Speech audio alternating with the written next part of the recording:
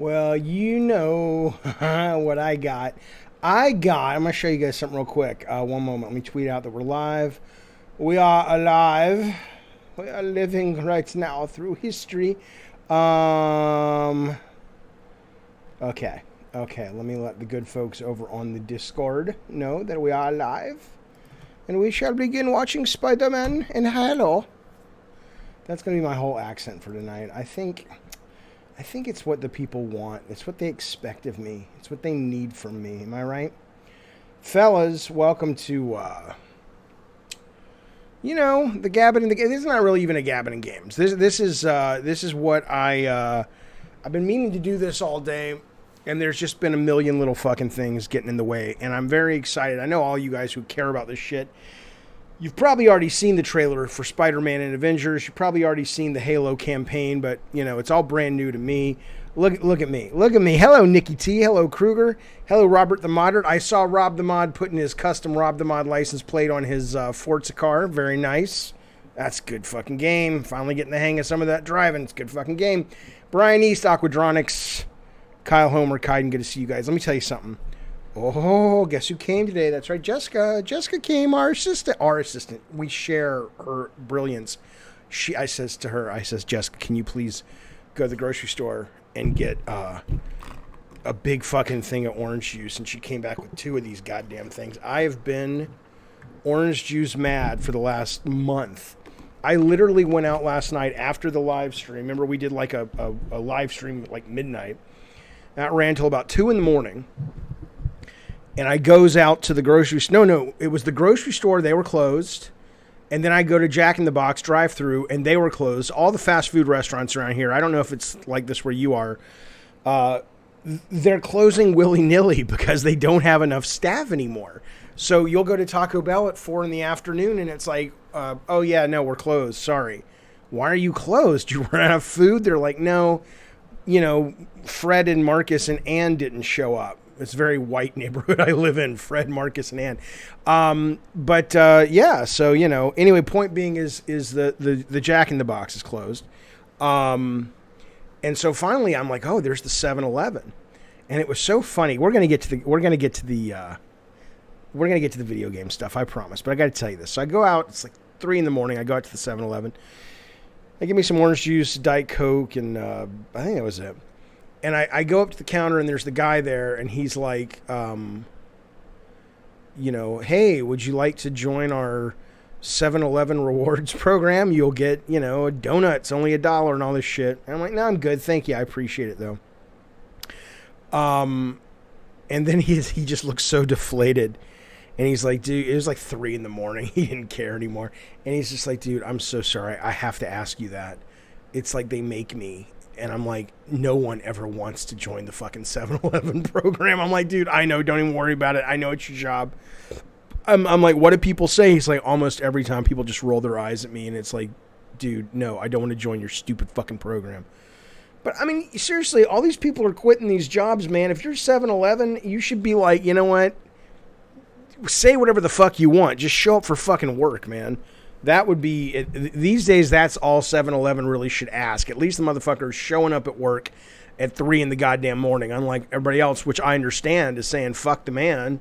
I'm keeping my ass at home. So, anyway, okay, so this is Spider-Man. We're going to watch that first. It's the shortest. I went back today. I didn't realize I still have Avengers on my Xbox and Series X, and I was like, I haven't played around with the Kate Bishop DLC where you're the girl Hawkeye, and I played it for about 10 minutes and I was done. That game just does not work for me. It cannot suck me in, no matter how many times I go back. And I'll tell you something. I'm probably never even going to play this because I literally have Avengers, which I purchased on PC.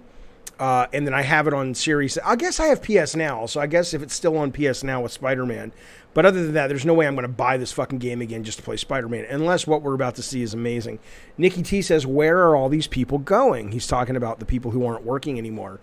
I don't know. I don't know if they've just got a bunch of side hustle shit going on and they can be their own bosses driving Uber and DoorDash and all that.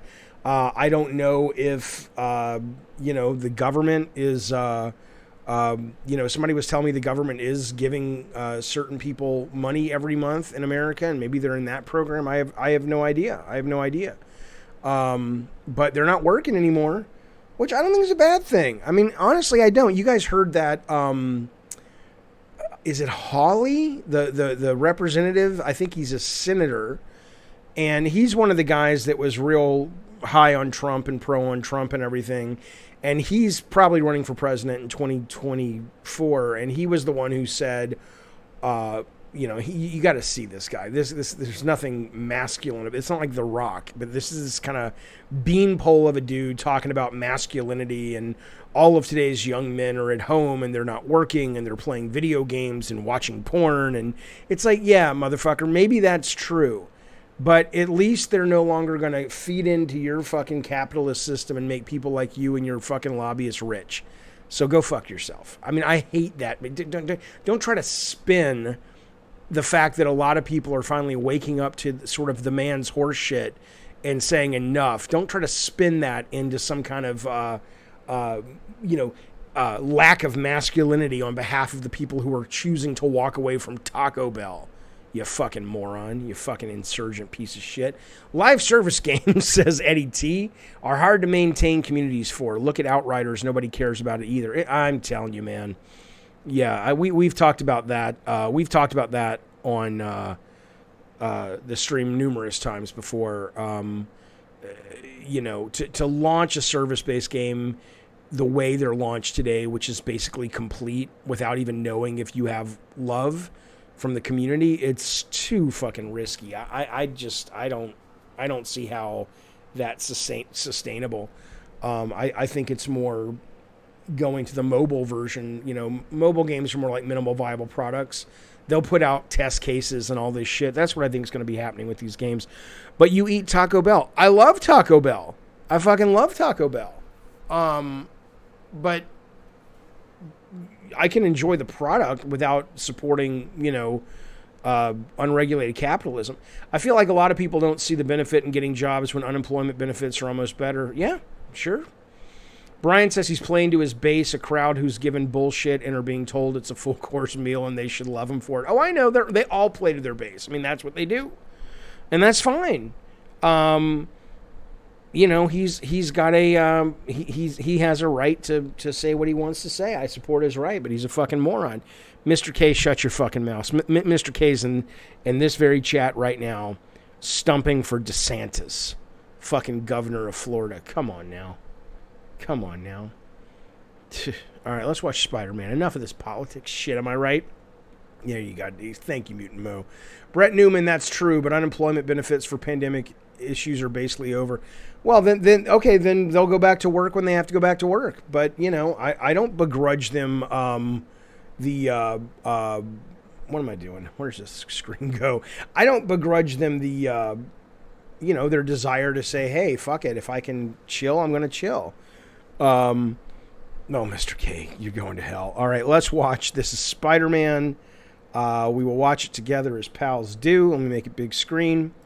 And you guys have seen it, but as you guys know how I do these reaction videos, I'm going to stop it every couple of seconds if I want to comment on it. So if you need to see it in all of its purity, in fact, I'm going to get this off the screen here, the chat here, so you guys can see it if you haven't seen it yet. Go watch it on your own and come back to this later, because I will be stopping it. Here we go.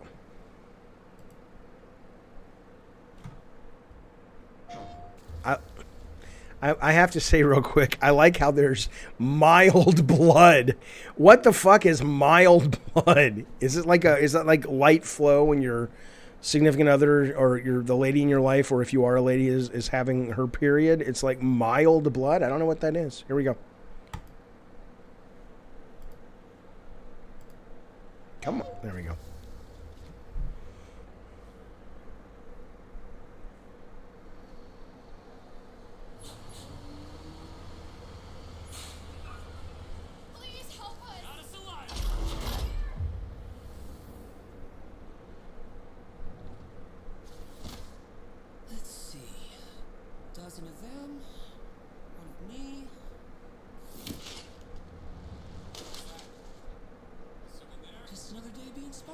It looks good. Costume looks really good. I mean, it's not real time.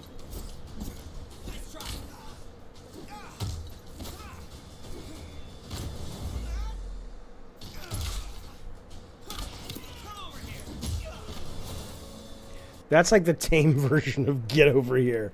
That's like the, now you can say it, Bobby, but I don't want you saying it like they say it in the video game. It's very rude. Say maybe come over here. It's a little more polite. That's the mother.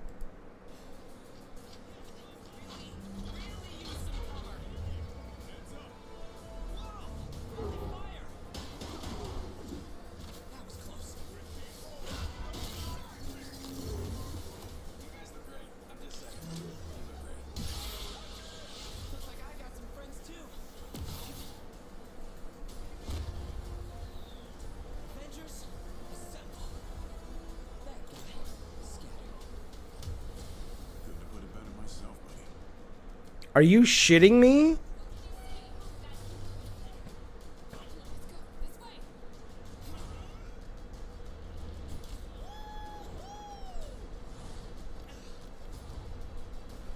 Well, that was cool, Black Panther, but...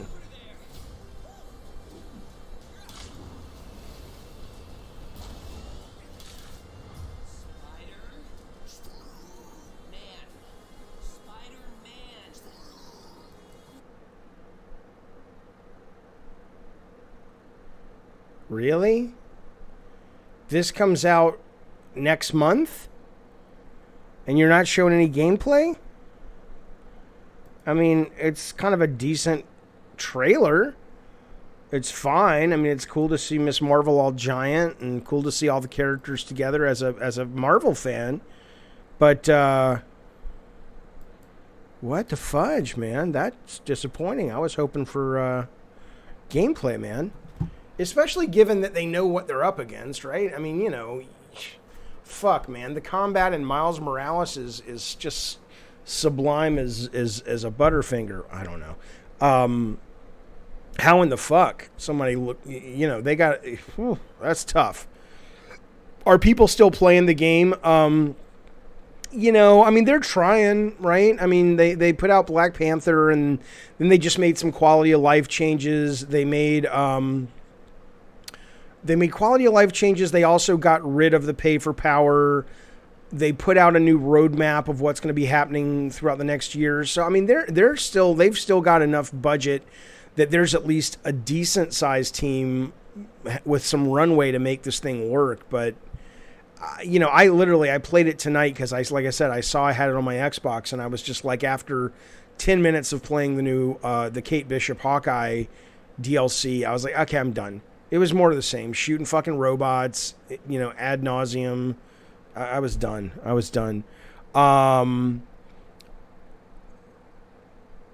Kyle says, am I slipping or is Marvel starting to slip? Well, Marvel in general or Marvel this particular game? I mean, I look, man, I've been a Marvel fan through thick and thin, so I love Marvel. Marvel at its worst, I still love. Same with DC, same with just comics. But, you know, I'm looking forward to it. I probably won't stay up and watch it, but like Shang-Chi comes out tonight. Disney Plus, not premium. It just is part of their Disney Plus day tomorrow. You know, I'm super excited for that. I'm not going to go to the theater to see the Eternals, but I'm super excited to see that. And then, yeah, the Hawkeye show. Mutant Mo says, did you see Kate Bishop for Hawkeye? I did, and that looks great too. I have enjoyed every single one of the Marvel TV shows. I thought What If was a lot of fun. So, you know, I don't know. In fact, you know what else? I actually liked Black Widow. I thought the goddamn Black Widow show, the motion picture show, was really fun and really good. So, you know, but I hear you. A lot of, you know, it's not for everybody. Considering this is exclusive to PlayStation and on Game Pass, they couldn't do much. I suppose, but it's a good point, Victor, because like if you play, you know, and I don't know this, and this may be why they didn't show anything, because you can't tell me it's not ready. Unless I'm incorrect, I believe this comes out before the end of the year, right? And assuming that's correct, this thing is in beta. This is in final test to get this thing done. Probably why they're not showing you gameplay is because the Spider-Man gameplay is like Spider-Man is in Marvel Ultimate Alliance, which is, yeah, he can swing, but he can swing in the same way that if Kate Bishop or Hawkeye does like an in-air combo and they fly up and they can stay in the air for a little bit and pound on enemies. But it's, you know, compared to what players are now used to in video games with Spider-Man, specifically Sony Spider-Man with video games like from Insomniac, I could absolutely see them going, we're going to look like we can't. It does play well because the combat is pretty good in Avengers, I think, the moment-to-moment melee. But I could see them going, if we show this and you're not able to have anywhere near the expansion of motion that you have in the Insomniac games, we're going to look like shit. And so that's probably why they put this out. That would be my guess. I could be wrong.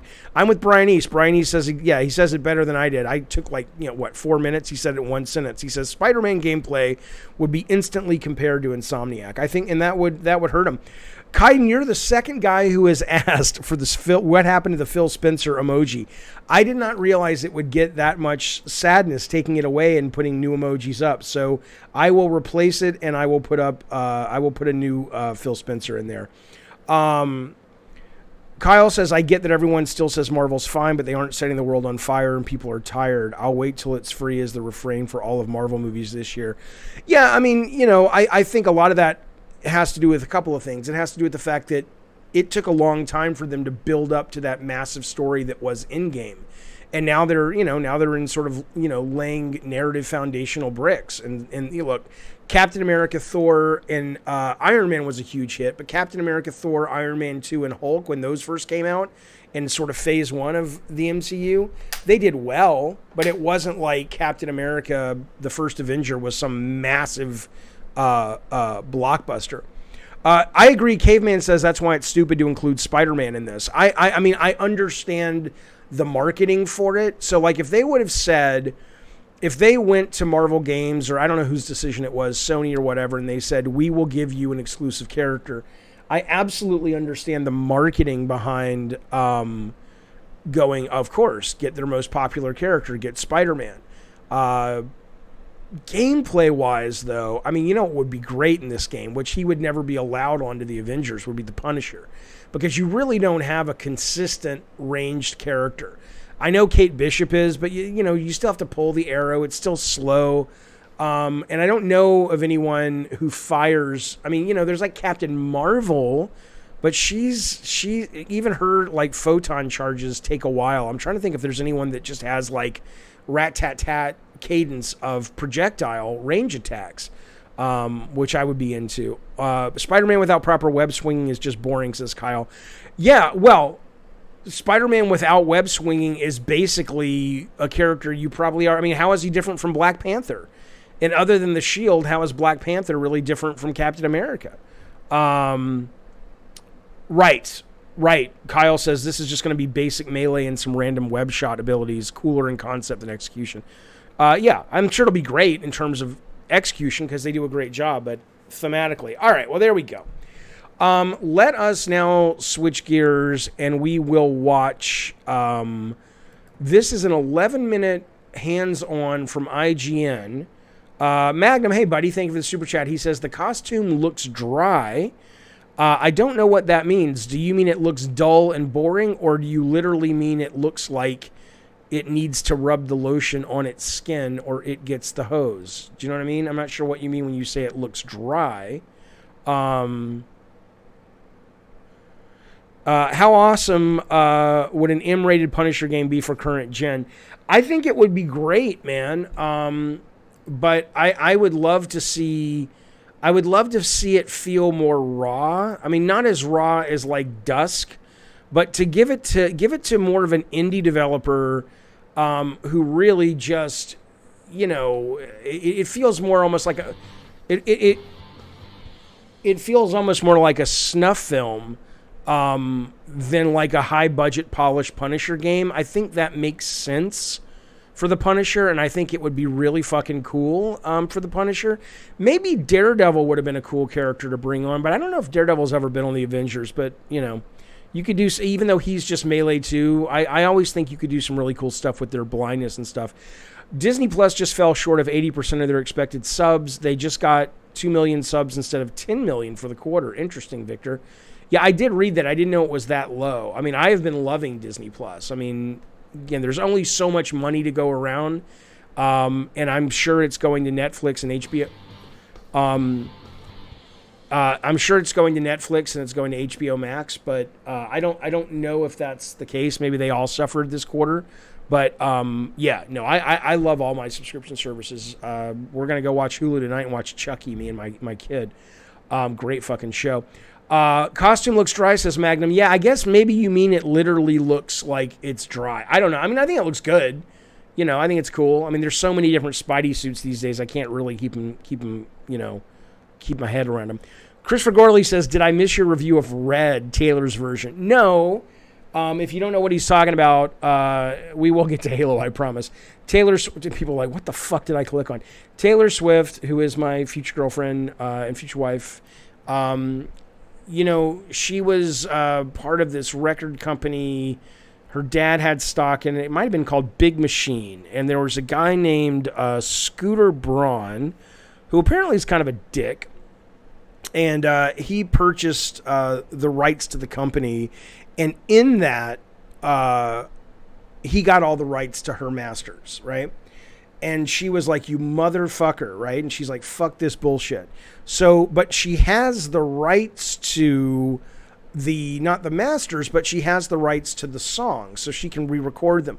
So she's literally gone back to every album that she recorded for that record company, which is basically every album up until one or two before, and she's re-recording them and she's selling them. She's like, fuck you. So one of her best, most successful albums, which is when she really transitioned to more pure pop, is out tonight, called Red. And all I can tell you is there's a great song on the original album called All Too Well. And that song apparently on Red, Taylor's version, goes from being like a 4-minute song to a 10-minute song. And people are going, this is not Halo, Jaffe. Move it along. I know. I can only compare it to when I used to love to go to Will Wheaton's blog. And then he started writing every goddamn day about poker. And I was like, Jesus Christ, man. Talk about being an actor. Talk about your depression. Talk about writing. Talk about the internet. I don't want to give a fuck about poker. All right, here we go. This is first hands-on video preview of the actual campaign. Fuck you, Mr. K. Fuck you. Again, that's not even an insult, though. That doesn't even get to be an insult anymore. If I was a gay man, I'd be the proudest gay man you ever fucking saw. So to say it's a gay monologue, I don't give a fuck. Nothing wrong with being gay. But I will tell you that this is the first... Right? This is the first time the press has had hands-on with the actual campaign.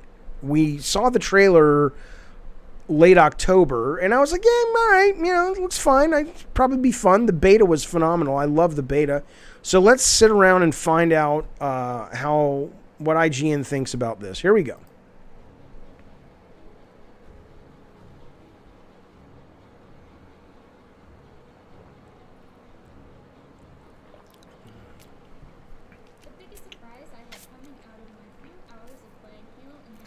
Miranda. Okay, hang on. Hey, sorry. Go watch it on your own if you need it pristine. You know how I do this. That looked pretty good for a moment. That outside looked pretty good. It looked better than the video. Sorry, it looked better than the video they showed a couple of months ago or last month.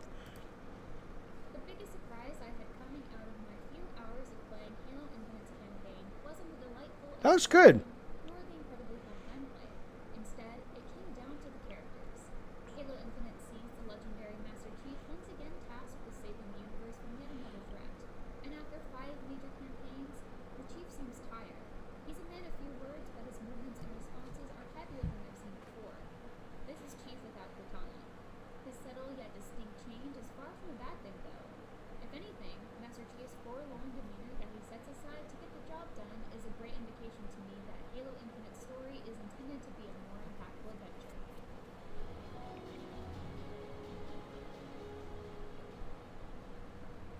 Whoa, what do you mean, why no sound? You guys can't hear the thing? What do you mean? Are you literally just watching picture and not hearing me or hearing this Miranda Sanchez lady? No sound? Okay, you guys are hearing sound, right?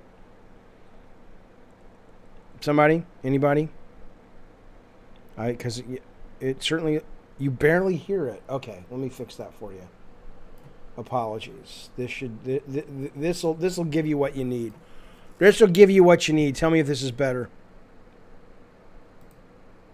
If anything, Master Chief's forlorn demeanor that he sets aside to get the job done is a great indication to me that Halo Infinite's story is intended to be a more impactful adventure.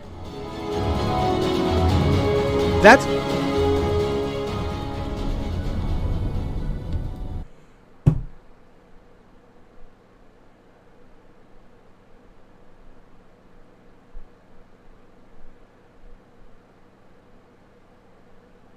Okay, do you know why I'm upset?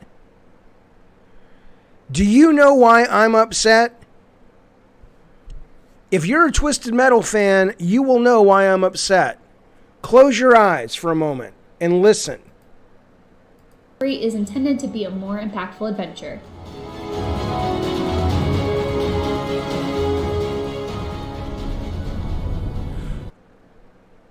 Right? Hang on, people are like, this is not Halo, Jaffe. Go watch it on your own if you have to fucking see it.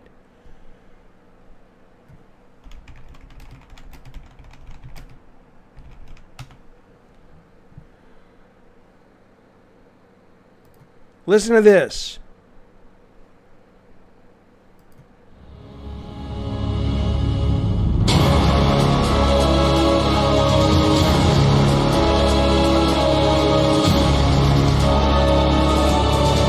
I mean, hang on, it gets there in a minute.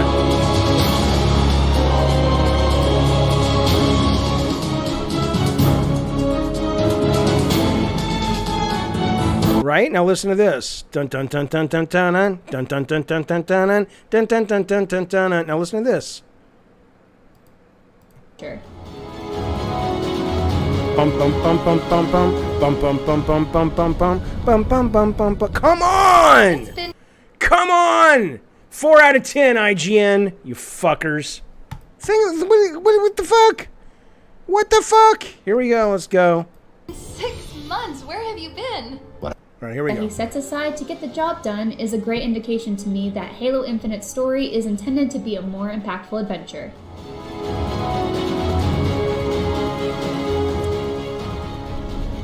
No, I think it's IGN.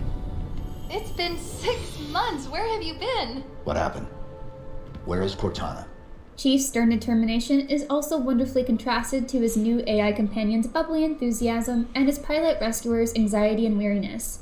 Given developer 343 Industries' failure to give Locke the faintest hint of a personality or motive in Halo 5, and the game's generally lackluster story, this was a relief. No. Not then! Not again! We need to run! I need a weapon. Weapon? This is all I've got. It's enough. Halo Infinite's contrasting characters aren't the only things to look forward to, though. Rewarding exploration infused with Halo's DNA and genuinely challenging combat could be relief in today's open-world game extravaganza, where many worlds are packed to the brim with chores and only a few offer meaningful adventures beyond their main path. If things continue the way I played in my 4-hour hands-on time, I think Halo Infinite could fall into the latter. Hang on. Exploration infused with Halo's DNA and genuinely challenging combat could be relief in today's open-world game extravaganza, where many worlds are packed to the brim with chores and only a few offer meaningful adventures beyond their main path. If things continue the way I played in my 4-hour hands-on time, I think Halo Infinite could fall into the latter. That's not to say there aren't some essential elements of Halo Infinite I'm curious to see if 343 can pull off, like Chief's storyline with Cortana. I'm sorry, I don't understand what what that sentence means. I totally apologize, you guys. I'm trying to understand what she's saying there. I don't understand it. Not again! I don't think I'm having a stroke. We need to run! I need a weapon. Weapon? This is all I've got. It's enough. Halo Infinite's contrasting characters aren't the only things to look forward to, though. Rewarding exploration infused with Halo's DNA and genuinely challenging combat could be relief in today's open-world game extravaganza. Okay, I understand that so far. She's saying the moment-to-moment gameplay could be a relief in today's open-world extravaganza. Not that either one of those is contrarian to the other, but let's keep going. Where many worlds are packed to the brim with chores and only a few offer meaningful adventures beyond their main path. Okay, so now she's saying that's really a weird thing. Okay. She's basically saying the combat is good, and then she's comparing it to open world adventures that are bad because they don't have a lot of good sub quests, and she's saying that Halo's like that. It's a really bad sentence. That's what it is. If things continue the way I played in my 4-hour hands-on time, I think Halo Infinite could fall into the latter. That's not to say there aren't some essential elements of Halo Infinite I'm curious to see if 343 can pull off, like Chief's storyline with Cortana. For now, what I played in my preview session has left me even more eager for Halo Infinite's December 8th launch.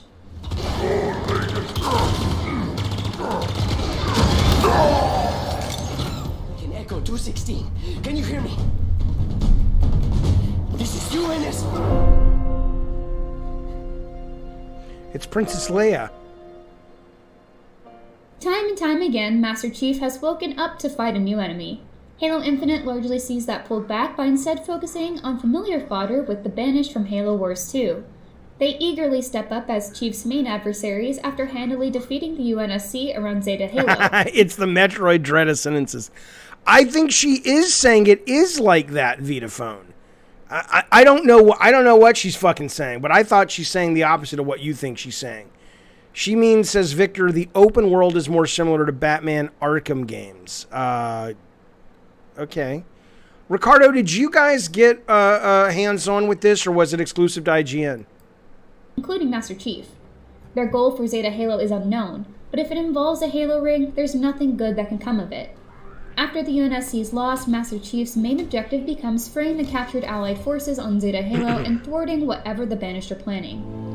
I am Eshelon, War Chief of the Banished. This is my world. That's right, Mr. K. Cortana was presented as a mystery rather than as a primary antagonist in what I played. What happened to her after Halo 5 and whether or not she's been truly destroyed is unknown. This crucial conflict seemingly takes a backseat to the larger fight with the Banished, though it is intertwined somehow. I don't Without know, getting into Brynies, spoilers, if it's a single I will say map. the few moments that dug into Chief and Cortana's relationship were an emotional gut punch. Halo Infinite is looking to deliver a meaningful story for legacy Halo fans, and I really needed to fulfill that promise after Halo 5's story missteps. She's not the driver, but a way to level the playing field. What do I call her? Ask her. Squeegee. She named herself. Hello, Master Chief. I'm Cortana. This all being said, I'm not optimistic that Halo Infinite is going to be a great starting point for new people to the franchise, as the best moments I saw in the first few hours rely on prior knowledge of the series. I don't like the idea of people being left behind, but I selfishly prefer that this game is made for returning Halo fans rather than tuning the story to accommodate new players. Familiar with the story or not though, Halo Infinite sure is fun to play and explore. I think I'm with you. I didn't even know what a Banished was an hour ago, and even I can see the odds aren't great. Oh, here you go. Here's your open world question, Brian East. Playing Halo Infinite is a mix of familiar and new. One moment you're navigating encounters and ship corridors, then the next you're driving several Marines around the open fields of Zeta Halo. As 343 has clearly stated, Halo Infinite isn't quite a true open-world game despite it featuring massive sandboxes. Zeta Halo is broken up into island chunks. Land masses can be connected You're by an bridges, island and chunk. Chief can eventually call in Got things 'em. like a wasp to fly around anywhere after they're unlocked. So eventually we may get to freely explore unlocked areas, but our range will be limited and more focused at first. That's good. I'm down with Zeta that. Halo is littered with UNSC camps called forward I hate those operating characters. bases So that were dumb. claimed by the Banished after the UNSC lost the big fight. Clearing a base and reclaiming it replaces the Banished with Marines. Even better, cleared bases convert to instant fast travel points and earn you Valor. Worry not. Valor isn't some sort of spendable currency. It's instead a point-based tracker of how much ground the UNSC has on Zeta Halo. The more Valor you have, the better backup and gear you can call in. As far as I could tell, earning Valor and reclaiming the Broken Ring is entirely optional. So what else can you do when you're not hunting down the next clue to the Banished plan? People don't just get to give the Master Chief a fetch quest. The only one who really gives Master Chief any sort of command is a new AI codenamed the Weapon. She's meant to destroy Cortana and is in turn supposed to be destroyed when her operation is complete. Though Cortana is seemingly gone, the Weapon remains and is happy to assist Master Chief until she reaches her eventual demise. Oh, I guess so, Much like Mutant Mo. Cortana, the Weapon will Although I call out wonder enemy if the attacks, chunks are as notable big, though. objectives, banish facilities that It need looks a little destroying, smaller, which I think and is Marines good. in need of rescuing. I was more likely to come across a random patrol of enemies than an actual objective, but it didn't feel like I had to Oh, go I too hear far you, to Eddie find T. I know the something fun to hardcore do. like 'em, I but- enjoyed the quiet moments, though. Following Zeta Halo's native space groundhogs, or just enjoying the view, was a pleasant reprieve from the action. When I was ready to get back to it, though, I could also hunt down and eliminate special targets to collect a unique version of their signature weapon that's equipable at FOBs. And of course, there are plenty of collectibles. A new scanner tool does make them a bit easier to find, if you have an idea of where to look. The scanner's range is rather limited though, so it's not a free pass to finding secrets. I'd be remiss if I didn't mention the Grunt and Marine dialogue. They're hilarious. The Grunts are as silly and oddly aggressive as ever, and have a surprising number of lines, Humans would never fight grunts like us. He's here! while the Marines are far more confident and excited about joining the Chief in battle. Their commentary made exploring all the more enjoyable. Just in the nick of time, Chief. Yeah, that was some great commentary right there.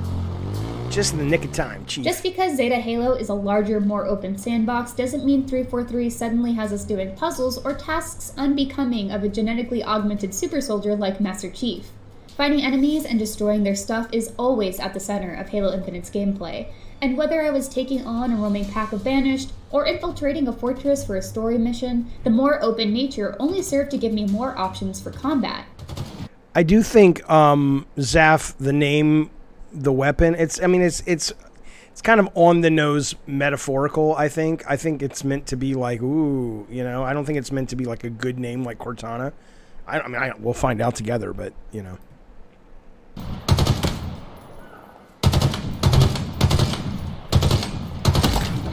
If you've had a chance to check out either of the multiplayer test flights, Halo Infinite's excellence in weaponry should come as no surprise. The campaign introduced me to other interesting weapons we've yet to see in multiplayer, like the Disruptor, a small shock pistol that doesn't do too much immediate damage, but deals out pain over time. The equipment we've seen in multiplayer unsurprisingly takes on a more powerful form in the campaign. Each of the 5 equipment options, grapple shot, shield core, threat sensor, drop wall, and thruster, can be upgraded with a collectible called Spartan Cores. Like most of the open world elements, finding the Spartan Cores and upgrading equipment is optional. Master Chief won't start the adventure with all equipment either. You'll find new tools to play with at specific story beats. Lacking a piece of equipment doesn't necessarily mean you're blocked off from certain areas from what I saw, but getting to or taking on difficult encounters might be more manageable should you have more equipment.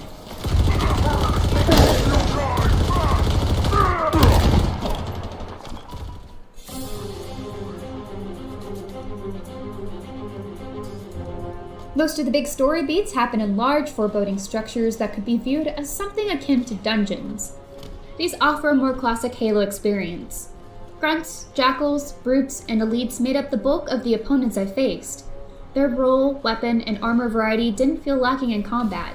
I came across one set of Brutes that were so geared up they nearly qualified as a mini boss fight. The Hunters make a return too, and are fun to fight as always. This being another ring, the Flood was alluded to, though I never saw them. The Prometheans weren't present either. 343's vision of recapturing the essence of Combat Evolved in Halo Infinite means there's not really room for them, and honestly, I had plenty of fun without them. I didn't see any drones either, so I'm hoping the new flying enemies equipped with hardlight weapons, the Skimmers, will be their replacement. The real combat stars, though, are the boss fights. The first one with a Brute Lieutenant named Tremonius absolutely kicked my ass at first on heroic difficulty. A moment without movement rewarded Tremonius as he entered the encounter guns blazing and took me out twice in a row. I had been handling Heroic without any issues up until that point, so I was stunned to see how Tremonius' aggression and support from 2 Jackals paid off. I quickly got to work on a strategy and happily took on the challenge.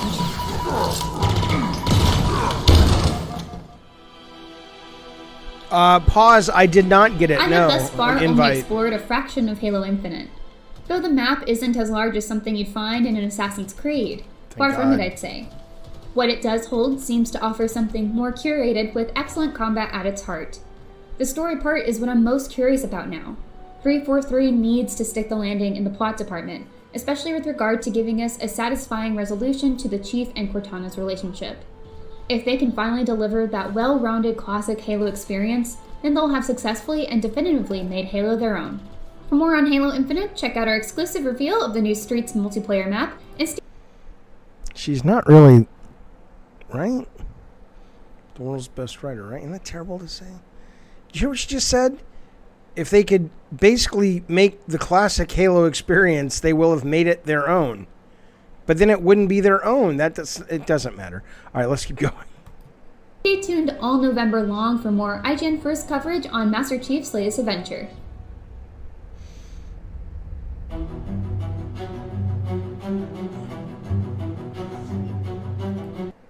Interesting. Okay. I think it looks pretty good. I mean, there's nothing about that makes you go, at least there's nothing about it that makes me go, holy cow. That's not this. Is that the screen you want? I don't fucking know. Chaffee, what are you doing, you old so-and-so? There's nothing about that makes me go, holy cow, I'm dying to play this fucking thing, in the sense that,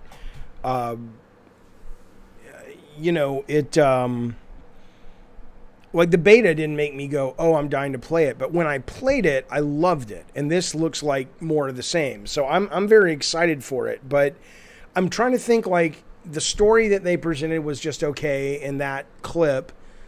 The combat looked as good as it ever does based on the beta. So I don't think...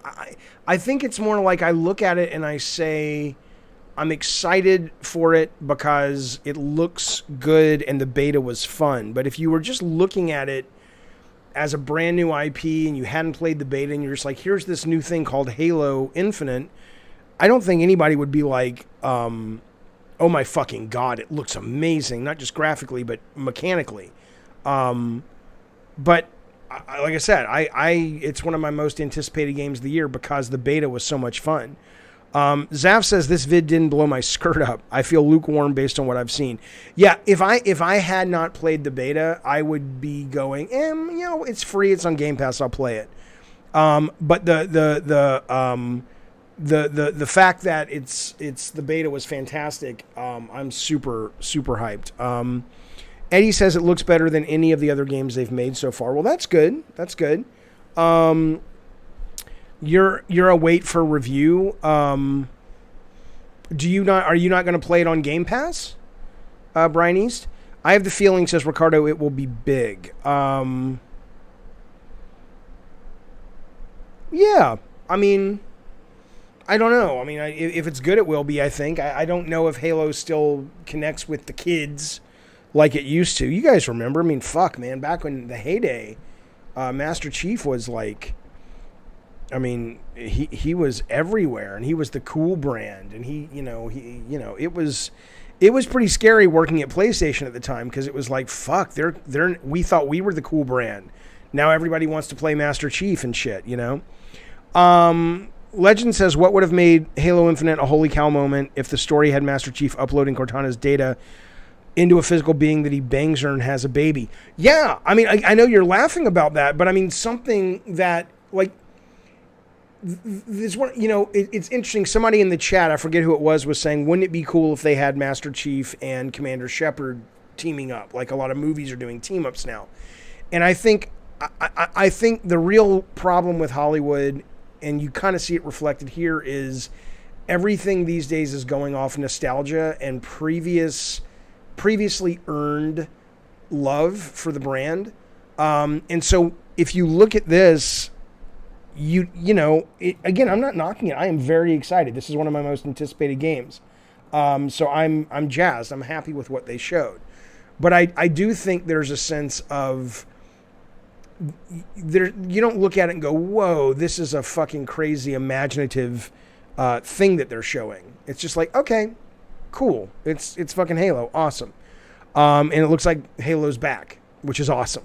But it doesn't feel like anything super wow. Looks better than the overview campaign, and I like the transparency much better than the CGI bullshit. Oh, yeah. No, yeah, don't mistake what I'm saying for being critical. I'm not knocking it. I just think that, I need more than just more of the same done well to excite me. But I'm jazzed. I'm there day one. Cannot wait. Microsoft has really surprised me over the last couple of months. The fact that my go-to game right now is fucking Forza. I never thought I would see. The fact that the beta I loved, I never thought I would see for Halo. So yeah, I'm totally all over this. I'm looking forward to it. All right, well there you go. Like I said, this is going to be a short one. I just wanted to stream those things and do a quick reaction. There you go. That's the reaction. I hope you guys are well. I probably will be on some Forza tonight. Rob, where are you playing it? On your PC? We should get some multiplayer, Forza going. I think I get what you mean, says Brian. I would love for some sort of evolution in the game design. For instance, if the enemies evolve to do different things. Yeah, I mean, and I could also see them at a business level going, guys, we've got, kind of like to use the phrase of the author in that piece. We've got to stick the landing. We've got to show people that we can absolutely make Halo that the fans want. And maybe if they would have gone all out on new ideas and brand new characters and all this for this one, it may actually not have been the smartest thing to do. But there is a desire I'm having, whether it's in movies or TV or games, to see, as cool as it is to imagine Master Chief and Shepard teaming up, I would much rather just have a new intellectual property. I don't know if you saw it. There were leaks that came out today of a game that the people who did We Happy Few are making, which is kind of cool. At least they labeled it as like a Southern Gothic adventure game. And I don't know if that also means horror, like Angel Heart or something. But that could be pretty cool. And then they also talked about something else Obsidian is doing, which is, and both of those are new intellectual properties, which is great. So I'm glad to be seeing some new stuff coming out. I'm buying Forza tomorrow, Eddie says, for when my Halo Series X arrives on Monday. Dude, let me just tell you guys something real quick. And I don't know, I'm going to show you something real quick. Okay, let me just speak to this briefly. And I've made a video about this in the past. I'm not trying to beat a dead horse. But if you guys remember, there was that time where everybody was talking about how the solid state drives and the faster loading in general on these next gen consoles will be a game changer, and it's going to change design. And I was really annoyed by that. Because nobody could really answer the question of, well, what do you mean it changes design? And they're like, well, look at how fast you can load in the worlds in Ratchet and Clank. And I'm like, yeah, but that's not really changing design. That's improving quality of life. And yeah, if you were to make Ratchet and Clank Rift Apart on PS4, you would have to have like the God of War 2018 Tree of Life segment, but you could still create the kind of gameplay you want. It's not really a design changer, right? But boy, oh boy, I'll tell you what it does fucking change. And this has happened twice for me now. I'm going to show you this on your screen. The first time it happened, I did a video on, which was Demon Souls. And I've already talked about this ad nauseum, but I still thought it was cool. The fact that I would never have gotten into a Demon Souls game in my fucking life if ultimately there had not been that solid state drive, that every time I died, I was back in the action so quickly that I was like, oh, fuck it, let me try one more time. And in that cadence, it kept me engaged enough that I never got good at the game, but I got good enough at the game that I was invested in the actual gameplay, right? And that had never happened before, and that totally could have only happened with the solid state driver, faster loading. Well, I gotta tell you, this is the same goddamn thing. It's the same goddamn thing on, I did give up on it, Peapod, but that's only because I played it for 6, 7, 8 weeks straight. And I just kind of, other things came out and I got engaged with other things. But, I mean, hang on. Same with Returnal, absolutely. And now same with Forza. I mean, this is kind of insane when you think about how fast this fucking thing... Let me turn it down, it's a little loud. When you think about how goddamn quick this fucking game goes, it's insanely... Like, I've played open world racing games before, yes, but I've never cared about them all that much because it's just like, you want to pick a car, it takes too long to change it. You want to, you fucked up, you hit the corner. A lot of the racers are like, okay, there's like a 4-second, 5-second reload. None of that is going on here. And it is really fucking cool. All right, let me finish this race real quick. Now watch this. All right. I do find the end of racing, is takes a little longer than it should, but I'll show you what I'm talking about. Returnal was addictive for similar reasons. Absolutely. Returnal, and now this, and before this, Demon Souls. So, okay, we're going to continue. Yeah, Nick T, this game's great. I'm loving this game.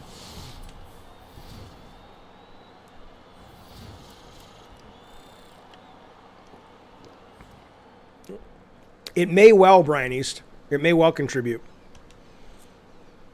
Okay, so I have to pull out of a race there, but okay, here I am. So I'm on the road in my Captain America Jeep, you goddamn right. Okay, so even if I just want to look... Oh, it's so beautiful. So if I say, fuck it, I want to trade cars. Nope, wrong one. Let's go change car. Let's be the Jurassic Park Jeep. Lies of P, I've seen bits of it. I haven't seen the whole thing yet. It looks like another game that I'm going to love the art, love the lore, love the world, but it's going to be too hard for me. But now watch this. Watch how fast this car is given to me. Boom, right? I mean, instant, right? Let me go into a race real quick and just show you how quickly. Where's the closest race? Here we go. Is this the one? Watch how can you fast travel? I haven't learned how to fast travel in this game yet.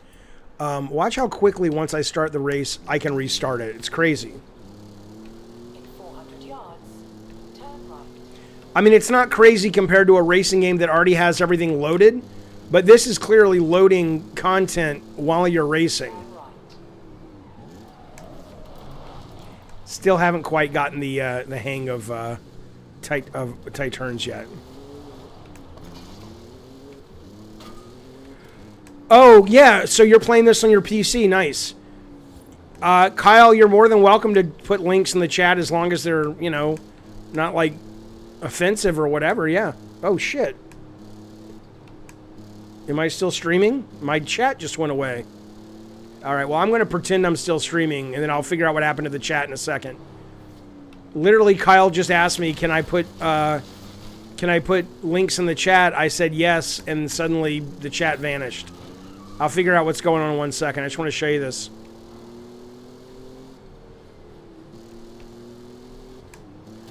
But look how fucking gorgeous, man. I mean...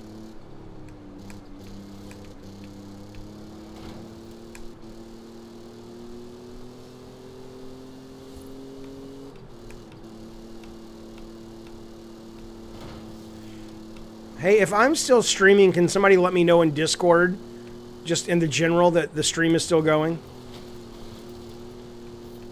I think it is. I think just that window just crashed, which is odd.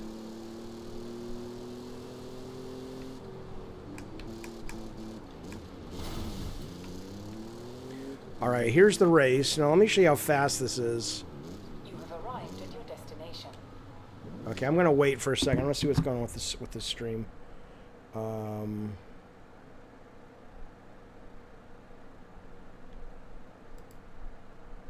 Oh shit. Okay, Firefox crashed. That is why. Okay. Well, That's all I gotta say about that.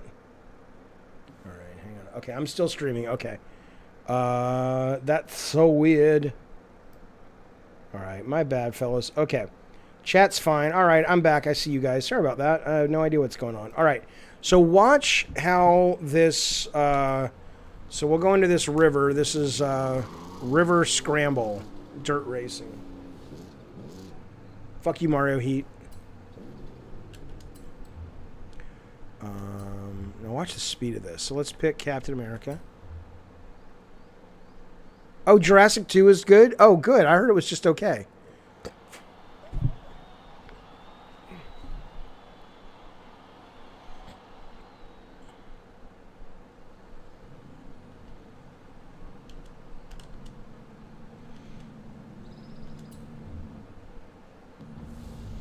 Okay, so watch this. So I'll quit like in about 10 seconds and restart.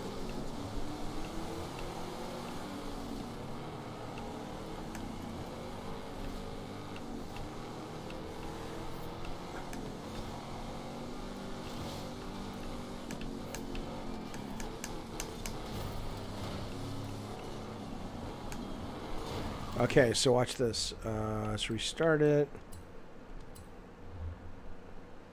It's like 1, 2. I mean, it's fucking crazy. Right? We're back in. Now, what's even crazier is if you have ADD like I do, and I know you've seen this, but it never ceases to amaze me, is just the ability to pop in and out of games. And I know a lot of people say, well, why would I care about that? If I get into a game, I'm into the game. Yeah, cool, but I'm not like that. I am absolutely I am absolutely all about... God damn, that's loud. Hang on. I am absolutely all about you know, I'll win a race or lose a race, and then I'll jump into something else, and I'll go back to it. So I'll play this for a few minutes. I mean, yeah, quick resume is the shit, man. I mean, watch this. Boom. I wish PlayStation had quick resume. I do too. Hey, I'm not shilling for Xbox, baby. I'm not. I love my Xbox, but I love my PS5 as well. I'm just saying, look at this. I mean, look at this goddamn thing. Come on, man. Come on, man. Until you really experience it, it's hard to really appreciate it. And then I actually heard people complaining about GTA, but I started playing it tonight. I think it's a pretty good version of it so far. I'm not entirely sure what people were expecting, but it's pretty good.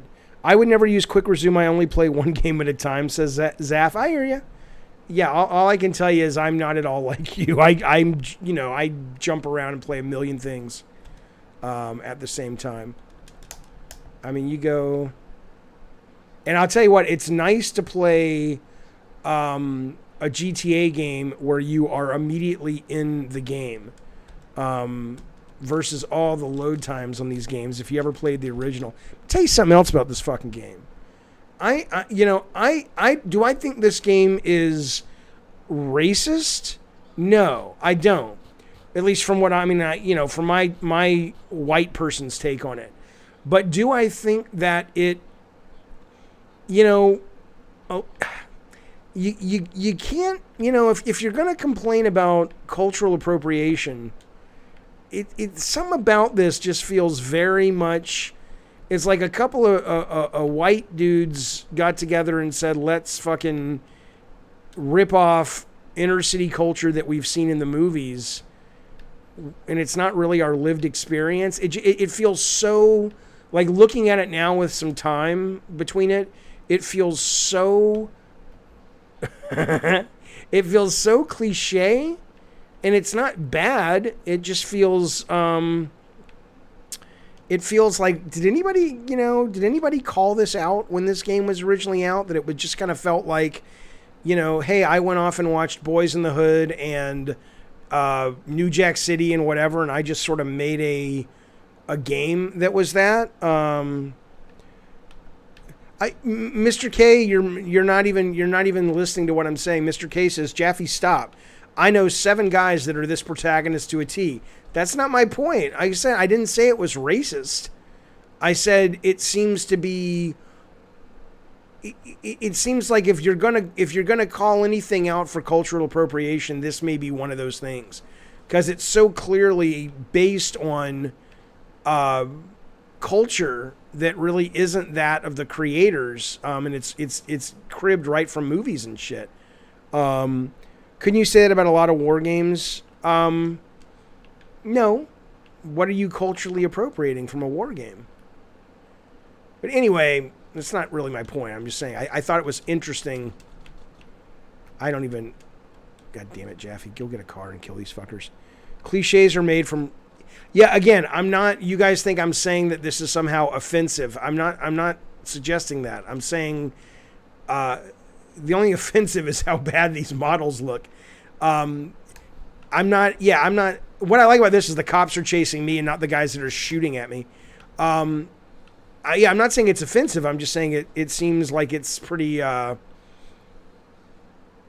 much like kind of trying to get the black 90s cinema cred, but you're just kind of copying what you've seen in the movies, or something just feels disingenuous about it, all right?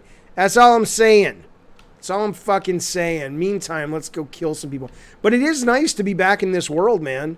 I really do like playing this game again. It's really cool. I will spend more time with this. Although I think now I'm kind of like going, I really probably want Vice City more. But I'll play this for a while. But anyway, yeah, back to just the speed, baby. Watch this.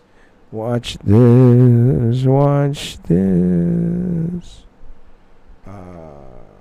Oh, they did? They removed the guys making fun of CJ if he gets fat? Vice City was based on Scarface? Really? Interesting. Oh, Vice City. Yeah. Not San Andreas. Gotcha. Absolutely. You're saying it's caricature stereotype black guys from movies. I'm saying it's not from movies. I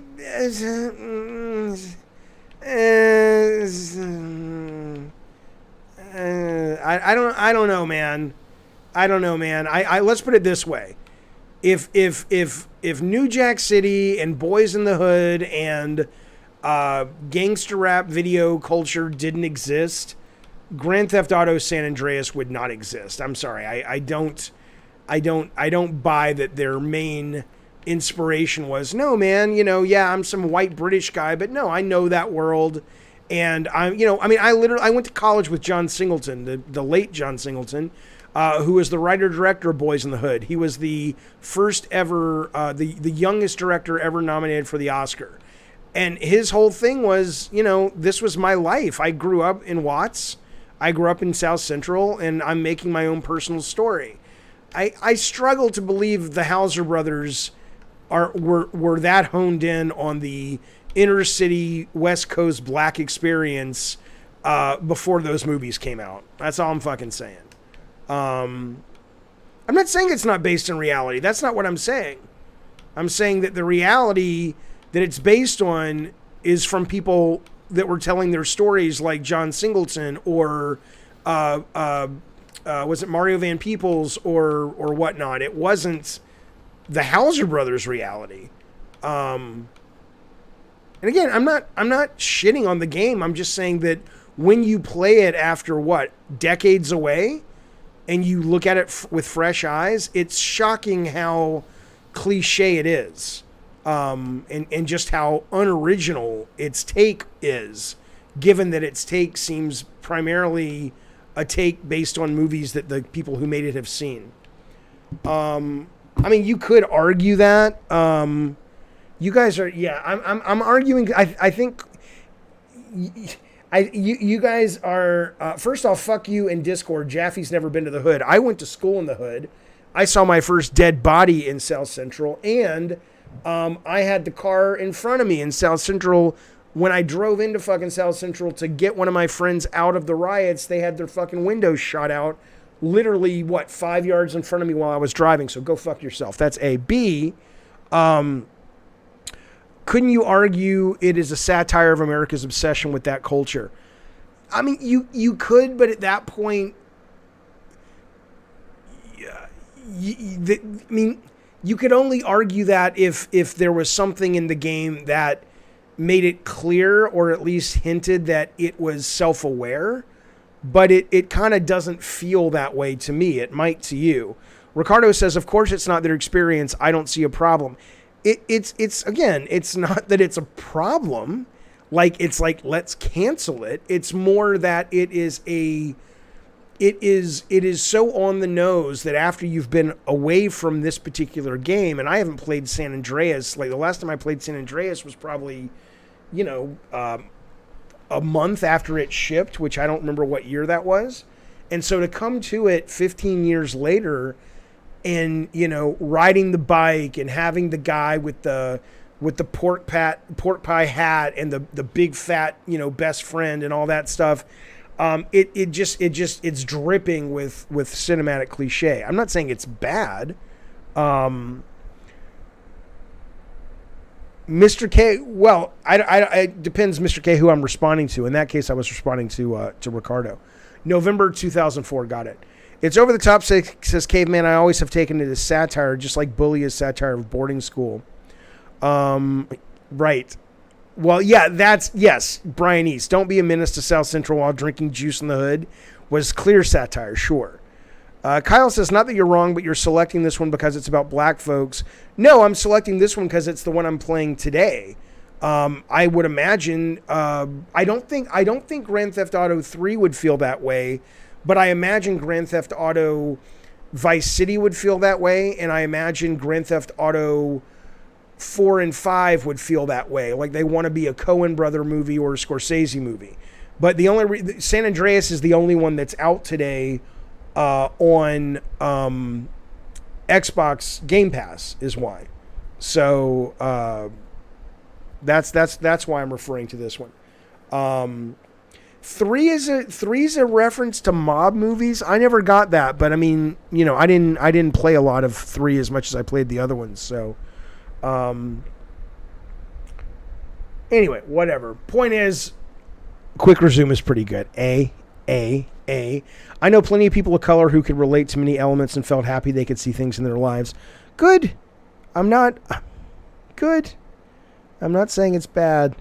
I'm just saying it's striking how cliche it is after time away from it. That's all I'm saying, fellas. Okay. Well, that's it. Thanks for hanging out with me. I appreciate it very, very much. I think I will play some games tonight. Maybe I may stream them. But you know what? I might stay up and check out Shang-Chi that goes live in about an hour and a half. I'm not sure yet. I got to figure things out. But I'll see you guys tomorrow on a stream and or videos. And I love that you like pizza, Rob. That makes me happy. I have seen people, Kyle, complaining about Grand Theft Auto, these remasters, saying they're not very good. I mean, I like them, right? I mean, have you guys played him? Who else has played this? Fuck you, Mr. K. Look, I've said it over and over. If any of you guys know Phil Spencer, I don't know him. Give the man a call and say, Jaffe, I would love to take money from Microsoft to tell them how great their shit is. I fucking love their shit. Let me ask you guys about Elden Ring real quick. So Elden Ring, that beta is over, right? It was just for the weekend. So there's no need to, is there a need to check your emails anymore? Or is there another beta with new invites going out this weekend? Because I didn't get one last weekend, but I assume that was over. Let's see if they took out... Well, I don't know where the prostitutes are. I am curious. People were wondering if they would take out the sex workers, where you could have sex with them and take their money and shit. Is this guy going after me? Fuck you, motherfucker. Don't fuck with me. Goddamn right. Okay. Oh, do they always have targeting? It's not over. If you didn't get an invite by now, you're not getting one. Okay, gotcha. I'll check my spam, though. People were paying hundreds of dollars. Oh, man. Oh, fuck you. Fuck you. Motherfucker. All right, here we go. Oh, I want this car. Sorry, pal. Fuck you. Fuck you. Fuck you. Here we go. Here we go. Goddamn right. You goddamn right. It is crazy that I'll look at this and go, this was state of the art at one point. And that's something. Time changes. Oh, shit. The best way I feel you can use Xbox to spin play if you need to jump onto a multiplayer. Again, if you're a normal brain, if you're a, what do they call them, a neurotypical brain, I would agree with you. If you have an ADD brain with executive functioning issue like I do, no, I'm telling you, jumping between, oh my God, these guys are fucking back. Jumping between games is a goddamn joy. Fuck you, motherfucker. That guy's shooting at me, and you're coming after me. Fuck you, piece of shit. Piece of shit.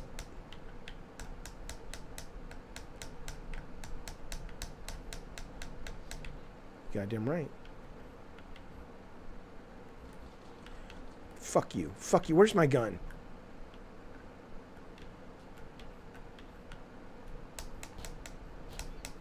Goddamn right. Goddamn right. Walking over, limping back. Oh well.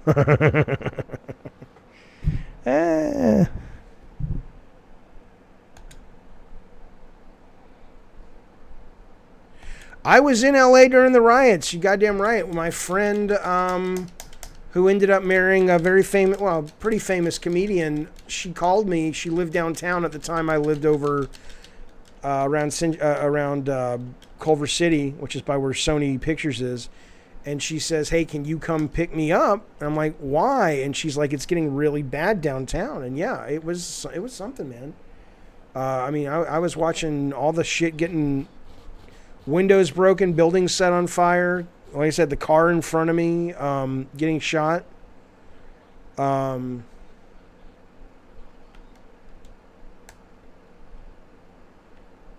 Like, you know, I mean, even like what was Singleton's second movie was Baby Boy. And it had, I forget who the main character was in that, but he was like on the bike like this. And I'm not saying it wasn't sort of part of the culture. I'm just saying it's weird. Here they go.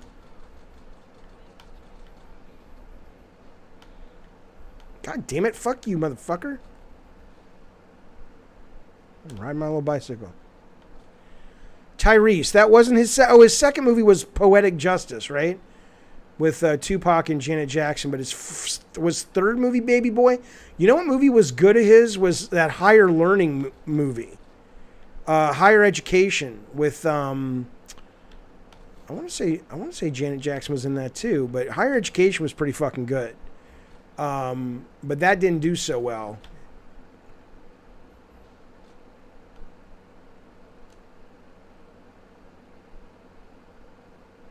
Okay.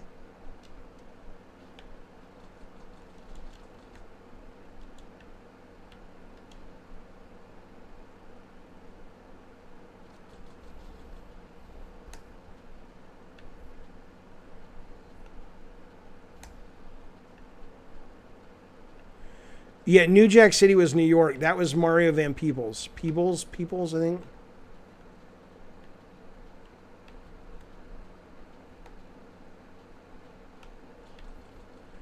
How am I supposed to kill these guys? I can't shoot them.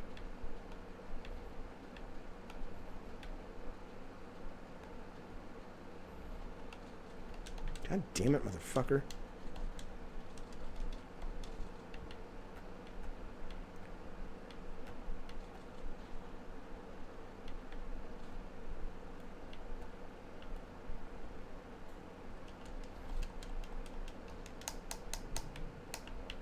I keep expecting a run button, but you don't have it in this game.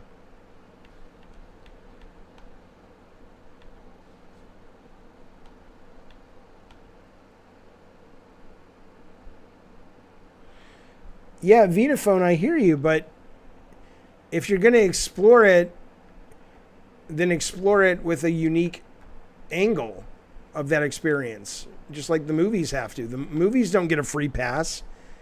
After John Singleton comes out and makes Boys in the Hood, there's only so many of those movies that can come out before people start saying, you're just kind of doing that tropey thing, right? So the idea of somebody, whatever race they are, growing up in a environment, let's just take South Central, that's awesome to make a video game out of that. But if you were in a creative writing class or you were in a movie pitch, they would say, okay, that's cool, but you're just doing the same shit we've seen before. Why is your story unique? Why is your story special? And that's all I'm saying. This doesn't really seem to have it. You have to tap X to run? Really? Tap and hold or literally tap? Oh, shit. You have to keep holding it? Oh, god damn. Fuck this shit.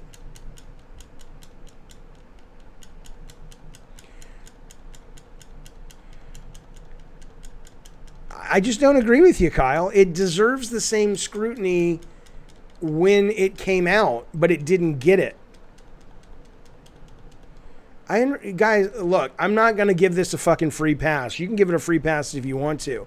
But frankly, I think that's the problem with video games, is that video game creators are able to basically rip off movies left and right and get the same accolades for basically making an interactive version of what they've seen in a movie. But Give the lighter. I don't. I was looking for it the other night. But if you ask a movie maker to do that, they would be like, oh, this is cliche. You need to come up with something fresh and come back to us. I mean, that's just, we ask the same thing from other mediums. In video games, it seems like we're just willing. Yeah, but that's a mechanic, Vitaphone. When Max Payne nailed the landing on bullet time, all while referencing the Matrix. That's a play mechanic, though. Max Payne felt more like noir. It did not feel like a Matrix thematic ripoff. All I'm saying is, I mean, I don't know why games are not held to a higher standard. I think they should be. Kyle says, I'm not giving it a pass. I just don't think you acknowledge how much this game did compared to what was out. It went a mile ahead. Now it seems rough. In what way was it light years ahead? What was light years ahead about it? All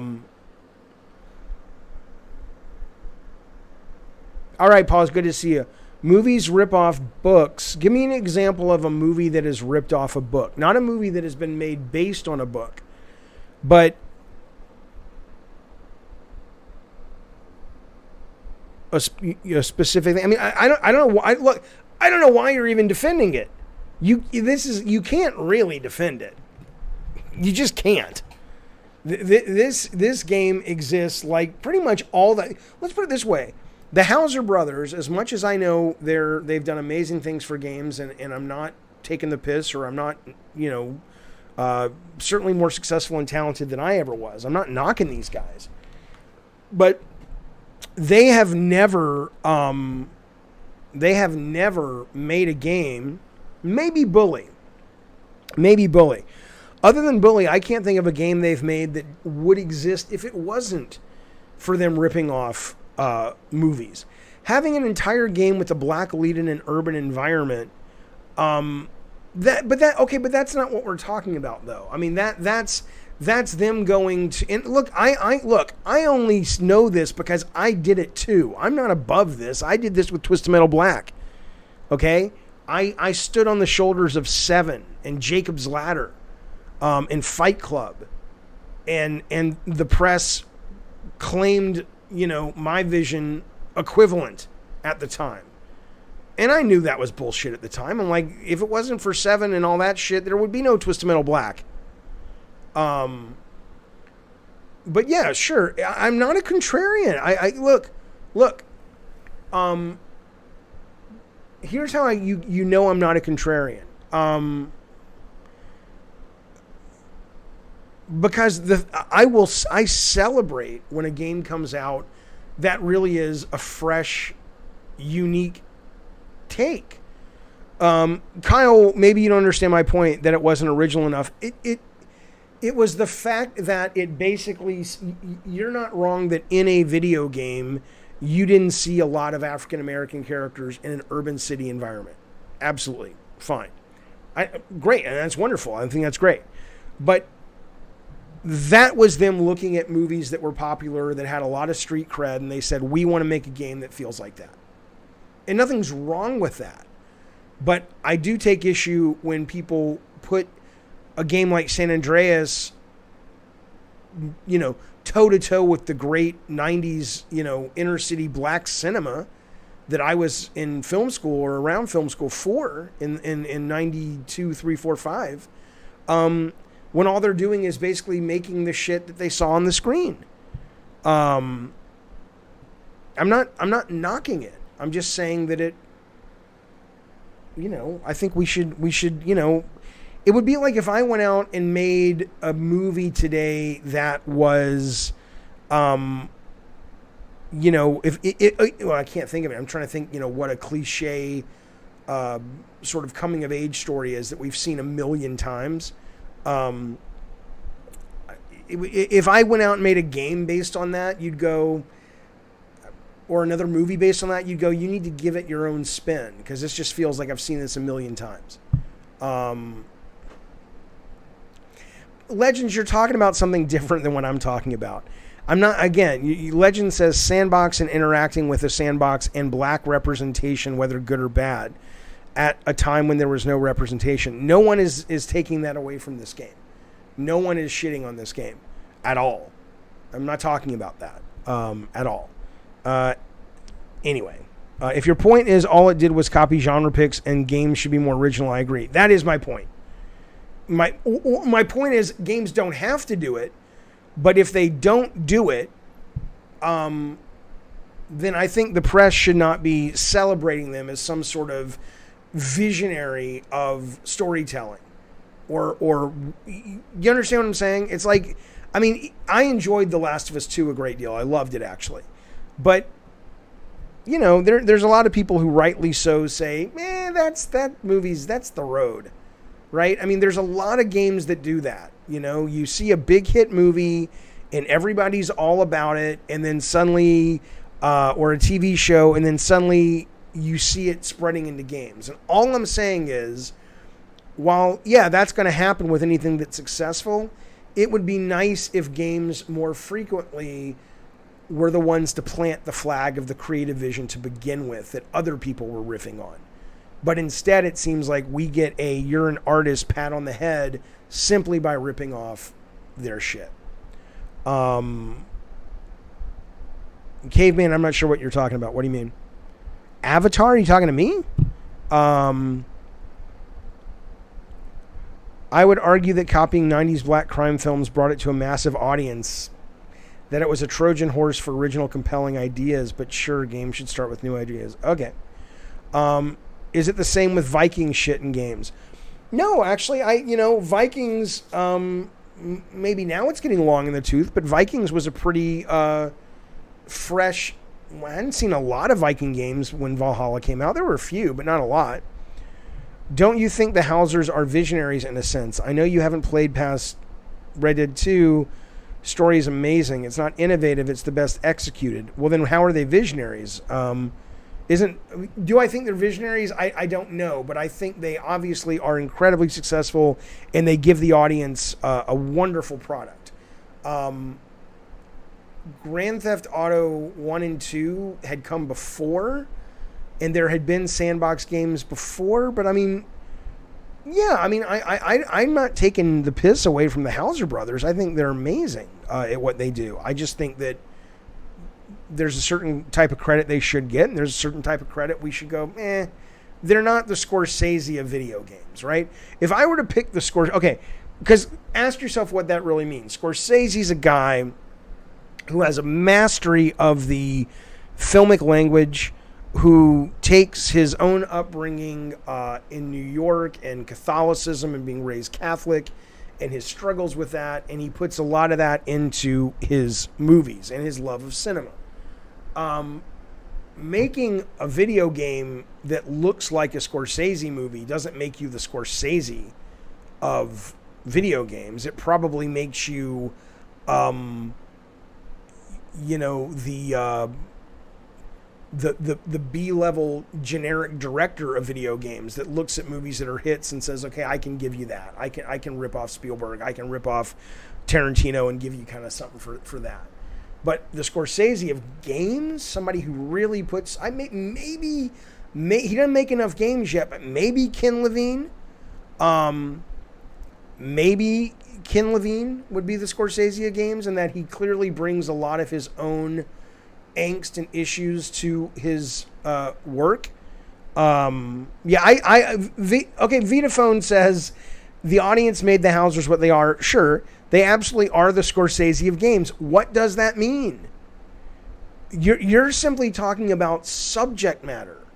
That Scorsese's made movies about robots, and he's made movies about Jesus, and he's made movies about mobsters, and he's made movies about a dude who gets lost on one crazy 24-hour period of time that has nothing to do with mobsters.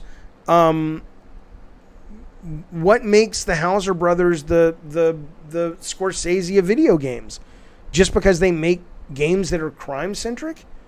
I mean, if that's all it takes to be Scorsese, okay, sure, great. But I mean, I think that's short selling Martin Scorsese. I mean, hell, Wolf of Wall Street.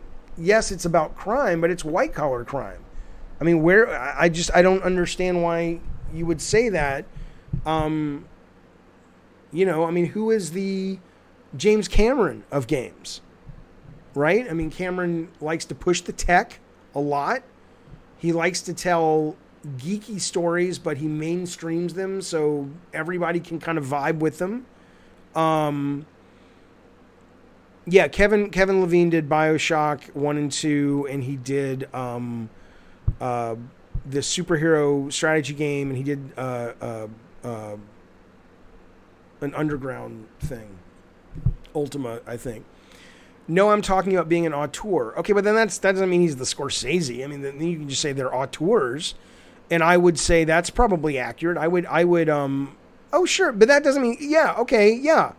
Having a voice in print on everything they do, 100%, no doubt, Vitaphone, I agree with you. But great. That's a wonderful thing to be, and the industry could use more of it. I think Kojima is that as well. But I don't necessarily think that means he's Scorsese. I love Scorsese, says Kyle, and it's a genius original, but you could argue a lot of his movies are committing the same sin as San Andreas. The only reason I would question that is that Scorsese's one of the guys that really invented the template that in later films like Casino and even Goodfellas that he's riffing on.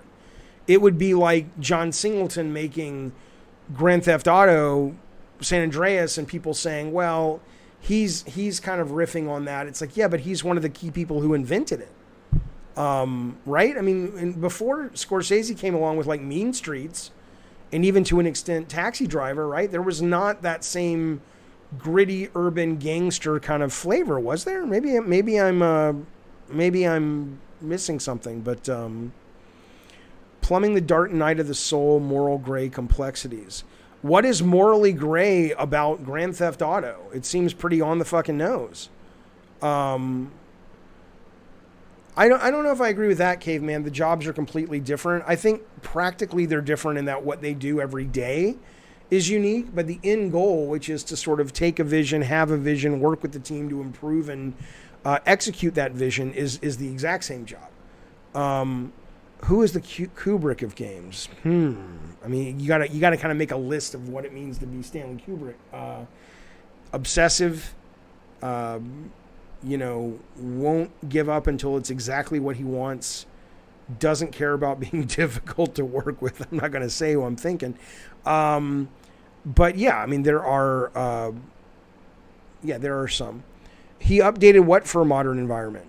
I mean, before Scorsese came along, Kyle, you had Jimmy Cagney, right? I mean, what were the gangster movies of the 1950s, right? I mean, they were about gangsters, but they didn't play like Mean Streets, or they didn't play like Goodfellas or Taxi Driver.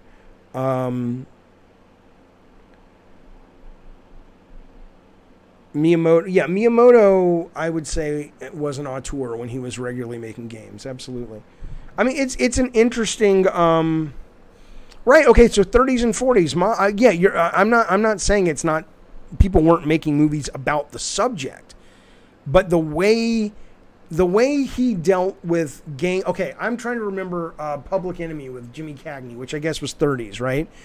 I mean, they were very cardboard.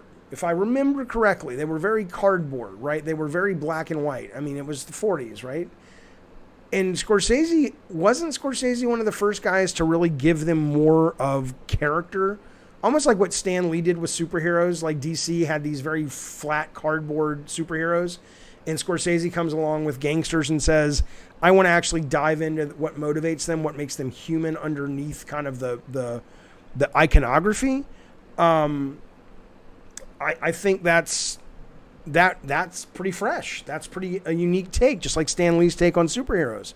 If Stan Lee did nothing, contributed nothing to the industry other than saying, hey, let's tell stories about superheroes that are,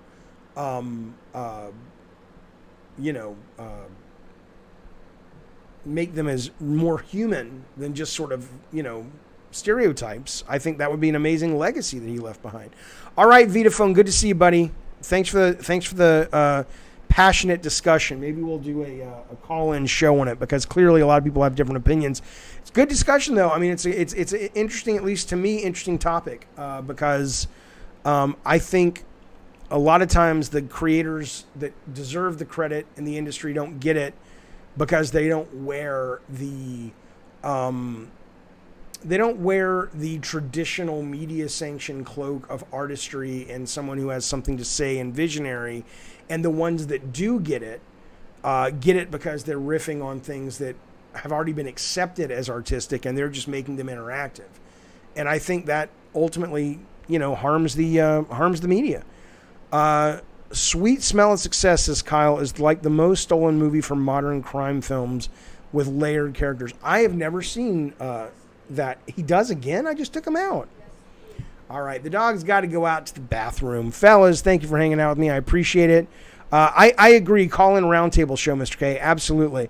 Kyle says Scorsese rules, don't get me wrong, but he was standing on the shoulder. Yeah, everybody stands on the shoulders, 100%. 100%. I agree. But I do think more than a lot of other filmmakers, Scorsese brought a unique take to the world. And I don't think you can say that about people who make video games that are simply ripping off, not in a bad way, but, riffing on movies without bringing their own personal vision into it. All right, the dog's got his shit, fellas. I'm out. Thanks for hanging out with me. RPG, thank you. Rob, thank you. You guys be safe. I'll talk to you real soon. Bye, everyone. All right, Ace, hang on, buddy. I will take you outside. I promise.